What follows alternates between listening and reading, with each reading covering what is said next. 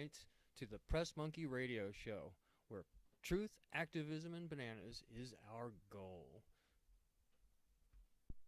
Also now with justinform.com.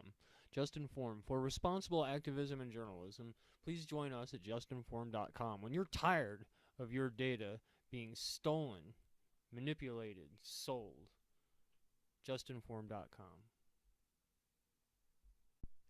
So by the time you folks hear this, it'll actually be November 11th rather than November 10th, and we're going to give you a post-election discussion, a little post-election wrap-up here at Press Monkey, and we also have a special guest joining us, and we'll find out who that is as soon as we come back.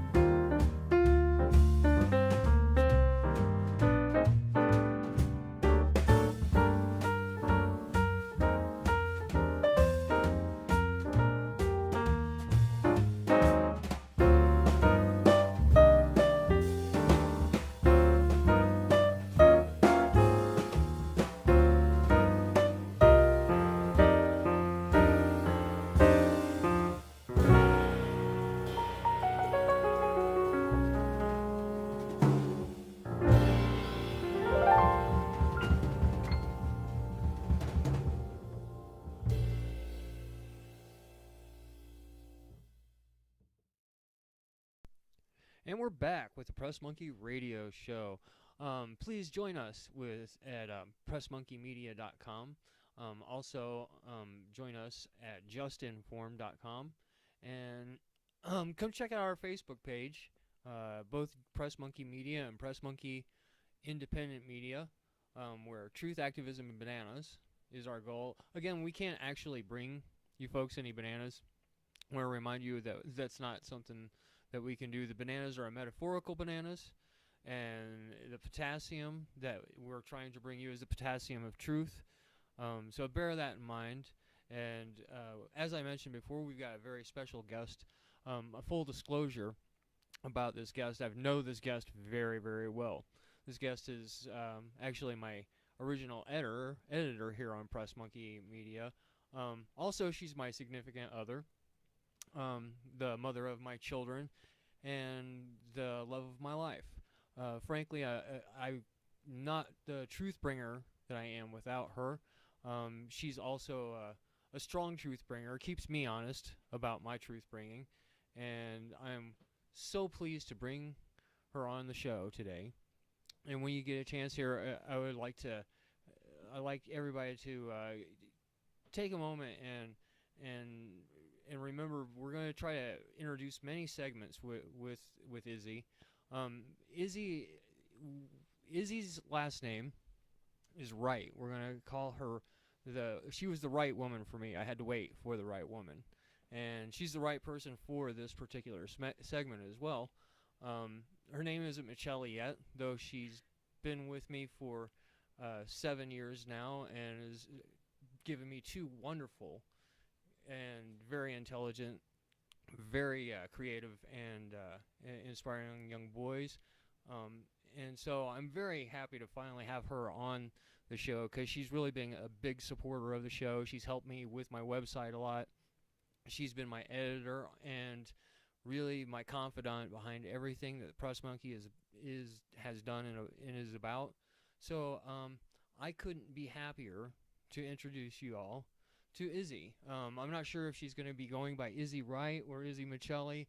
Who knows what we're going to make her into, but we're going to make her into something soon, and but not a monkey, because we're all pretty much already that, right?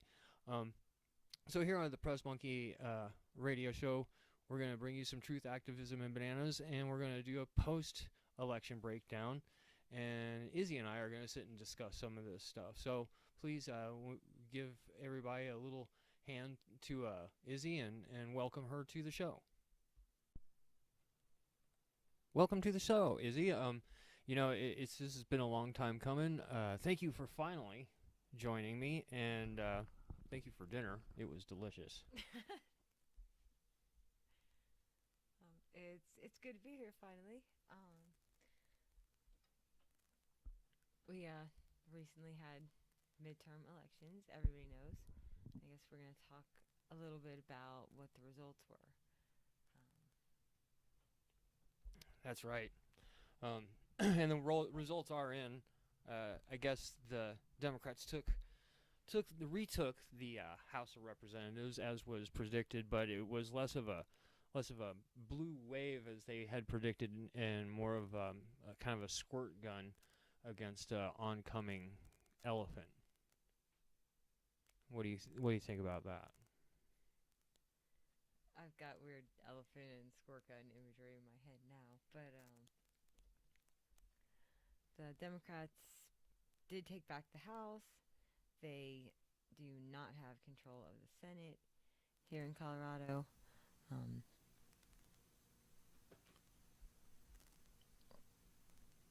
Well, I believe that they do have control of the Senate here in Colorado now. From the best of my understanding, is that not correct? I thought that they took control of the entire Colorado government, as was unpredicted, actually, here in Colorado. And most people thought that Jared Polis would swing his election. No, that's not correct, actually. The Republicans won the Senate with 51 seats versus 46 to the Democrats. I see. Okay. So, I mentioned on the show a couple times that Jared Polis was the third wealthiest, U.S. senator in the House of Representatives. I've also mentioned that the job itself doesn't pay more than $90,000 a year, and he has donated almost $20,000 to his $20 million. His successful campaign. Yes, $20 million. Thank you. But aside from that, there's a lot of different little bittersweet defeats that we had. The Proposition 112, that which would have caused 2,500-foot setback for the oil and gas industry was one of the things that many of the candidates, including Jared Polis, was much involved in, um, and that measure was defeated. What's your take on that? Proposition 112, like you said, would have required just 2,500-foot setback from residences, which to me, that's not asking for much. But Democrats would not support the measure. Republicans wouldn't support the measure, and you had the biggest spenders putting a lot of their advertising money against that measure. So here in Colorado, it's just become a dangerous place to live in terms of public health and safety. Well, I know that's also true for the local candidate for the commissioner, Paula Stepp, who was up against Tom Jankowski here in Garfield County. She had a hard time distancing herself specifically from that particular issue. In fact, what she had said, essentially in her interview and her assessment during the debates, was that she was to take a nuanced view and a nuanced approach because she understood the need for jobs and what have you. It was my understanding that when we went to the polls that a nuanced view was not actually one of the choices available. It was yes or no. Was that on your ballot? Was there a nuanced view on your ballot? That's not really a thing. And that's the introduction of a new segment for Izzy as well. Izzy has been kicking around the idea of a new segment to introduce here on Press Monkey called That's Not a Thing. We've got a lot of different ideas for it. It's quite a hilarious concept. We definitely are going to pursue the idea in the future, I think. You can take a nuanced view on an issue, but when you're talking about a ballot proposition, that's for or against. That's when a candidate can't even say how they're going to vote on a proposition that's on the ballot right now. So that was pretty pathetic. There was also really nothing better I can say about those candidates. This is a weird election cycle to be discussing because there was so little to support. That's true. That's definitely true. It's definitely. I didn't find very many candidates that were suitable for me to vote for. Locally, Bob Rankin, actually, another Republican, retained his seat, and another incumbent here in the Roaring Fork Valley and in Garfield County. And it seems like that it's been a trend here in our locale, though it seems statewide there seemed to be an actual tugging back and forth between the two corporate parties anyhow. It seems like there's also a lack of representation for progressives here in the state of Colorado. What do you think about that?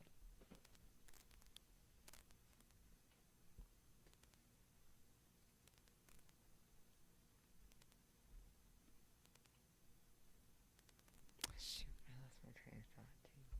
Well, maybe we'll come back to that one.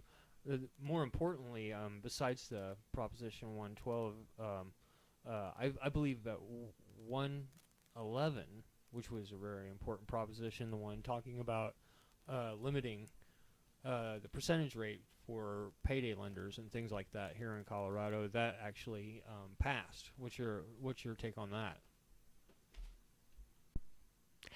I was in favor of that. I voted for it myself.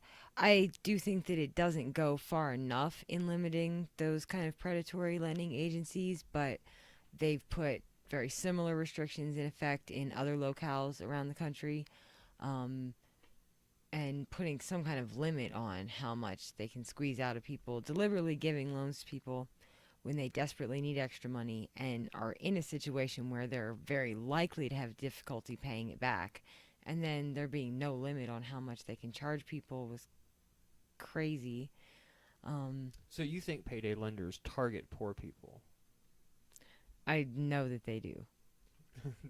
There's no argument there. So what about speaking of targeting? Well, this is more of targeting rich people. It seemed. I don't know what the take on it really. Another local ballot issue that came up was I believe Amendment 74, which was a protectionary. They were billing it as a protectionary measure for landowners. What was your take on that? Did you vote on that issue? Of course I did. I voted against 74. Luckily, my fellow voters had the good sense to do so also. Just a terrible, terrible idea. What was obvious, I think, to Colorado voters is that they did not want the repercussions of taxpayer money going to anyone who has a gripe about their property value going down. That's just a preposterous notion. They tried to sell a bill of goods to people, and this did work for getting it on the ballot and getting people to sign a petition. But they tried to sell a bill of goods that the government was just building roads right through people's yards and then not paying them enough money to be able to go buy another house. Um, Well, now I heard it described in a local, or actually the Denver Post in an article.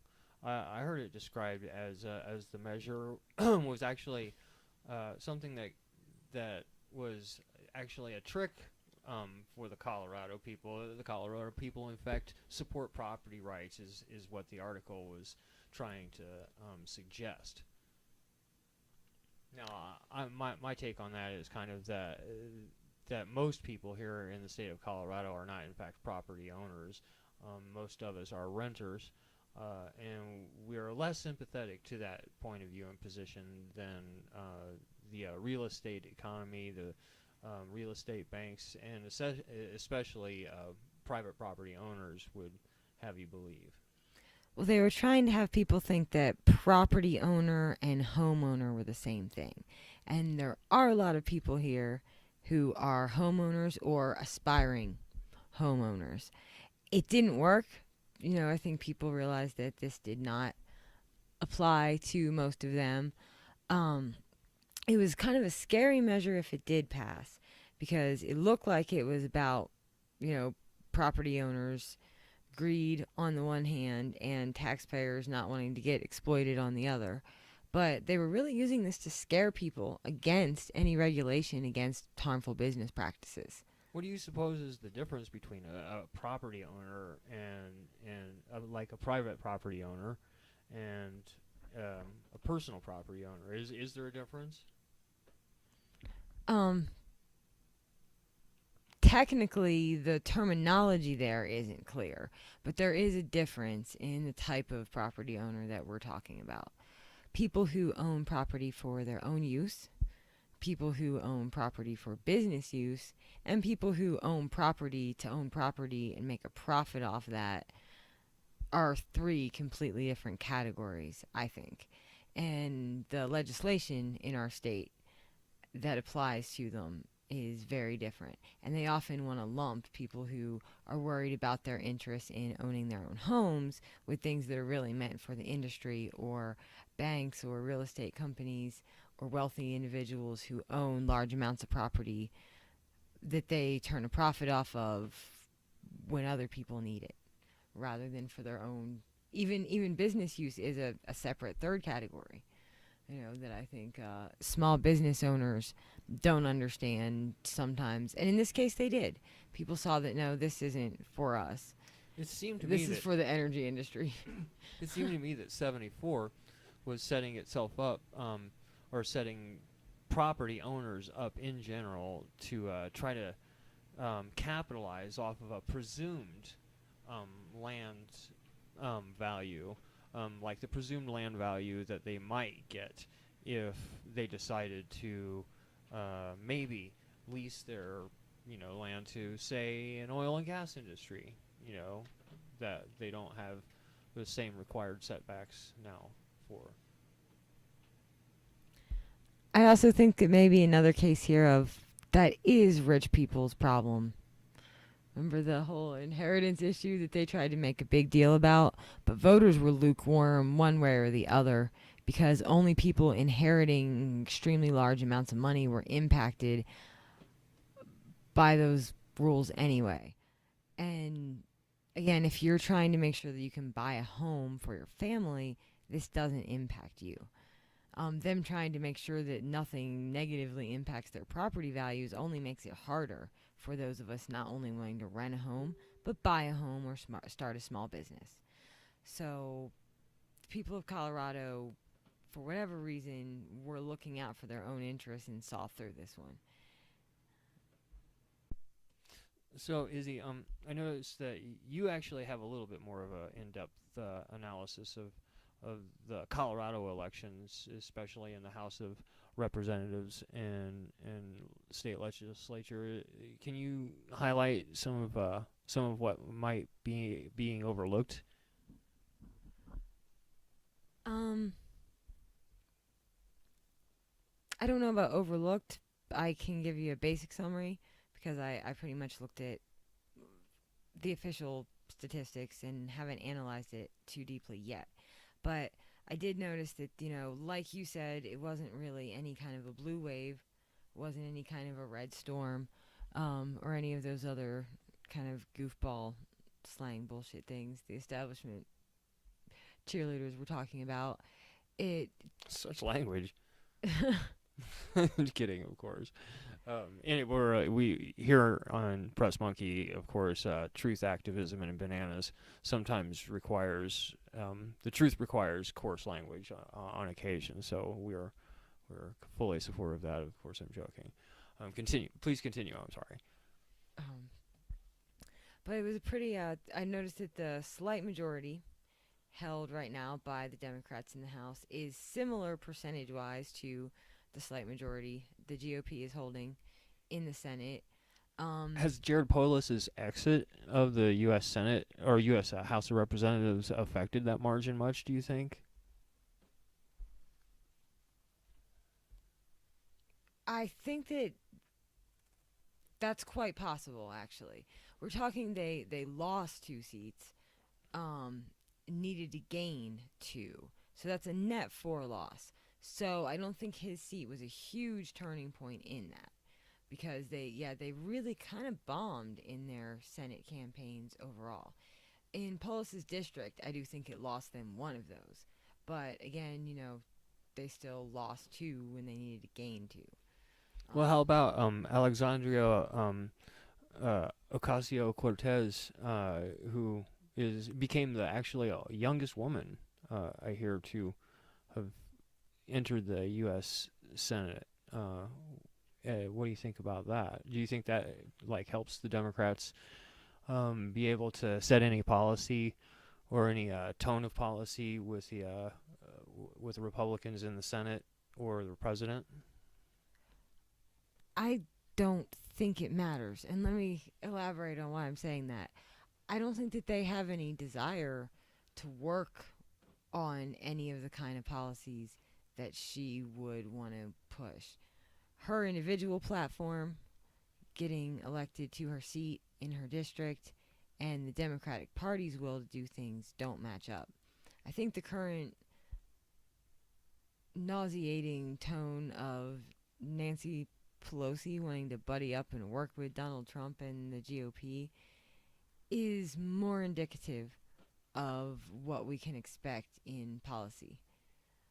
I've said it's frightening when they work together, and I know that the Democrats may like getting some popularity and likability points for having any progressive still holding the D, but I don't think that there's any will there to use it to do anything. So you feel like that maybe she is kind of a lone voice there in that chamber, maybe a little less effective than some of her champions might be trying to make her seem. Yes, and through no fault of her own. She still has her chance to show what decisions she'll make, how she'll vote on things, what will she push for. Um, but the Democratic Party is no ally of progressive ideas, and they're definitely no ally of forwarding progressive policy. I don't think that it matters in our state or the nation much at this point if the Democrats or the Republicans are in power, because they're all working toward the same ends most of the time. It's not like the Democrats would stop the Trump administration's worst actions if they could. It's not like if they had just had their blue wave, then all these things would be happening differently. They wouldn't try to get things done for us, and they wouldn't stop things being done against us. It's not a lack of majority, it's a lack of will. And the Democrats are the Democrats. That's true enough.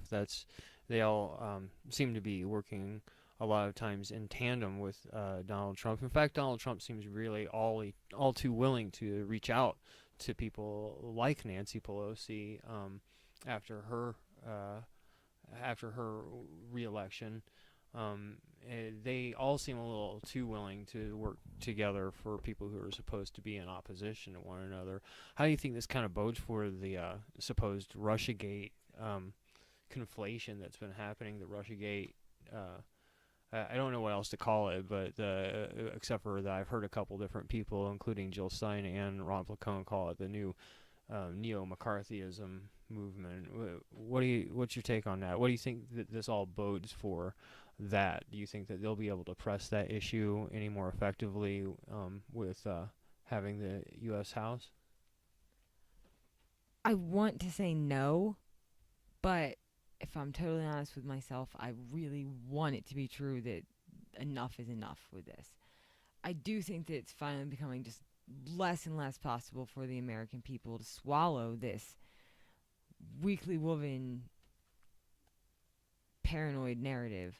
Now I heard a fellow, one of our heroes here on the show, Jimmy Dore, say coin a couple times, and I'm not sure if he coined this himself or had said it, gotten it from somebody else, but I've heard him say several times that the Democrats, if they had run on universal health care, if they had run on a living wage, if they had run on actual platform ideas like that, universal health care, a living wage, forgiving college debt, things like that, things that could matter and make a difference to the majority of American people, that would have swept them into office. Do you think that that's true? Do you think that would have made the difference? And do you think that might have been just more hollow platitudes from an establishment party that's overly entrenched with corporate money and power? I think it certainly would have been more hollow platitudes because the donors wouldn't have changed, and it probably requires its own discussion, but you know my feelings about the Democratic Party as an entity. So if they are who they are, why would they do those things? And I don't know that it would even have worked. I don't know that America's that gullible after the bad, bad taste they left in everyone's mouth in 2016. Would we really buy? We'd be like, well, how are you being funded by who you're funded by if you're going to make things like a $15 an hour wage happen? I'm not sure if Jimmy was right about that, just because I know I wouldn't have bought those things coming from them. I'd be like, no, you're not going to do that. You're just trying to trick me into voting for you. Is Alexandria Cortez the next Bernie Sanders? Meaning, not only in terms of her rhetoric, her very familiar rhetoric that she shares with Bernie Sanders about many well-held progressive ideas, but also in terms of, do you think that she might be a sort of false messiah for the Democratic Party and may end up being a sheepdog for that very establishment that we so desperately need to break away from? Remains to be seen. I don't think she was as independent and outside of the establishment to begin with, and so there's more of a chance of her moving away from it. Whereas Bernie was supposed to be an independent and became anything but. Hers would be either the opposite story or she'll go all, blue loyalist on us. But it remains to be seen, and I would give her a chance to prove herself now that she's actually in her position. Well, very well. That sounds all about right to me. And we're gonna conclude that part of the Press Monkey Radio Show, and we'll be right back.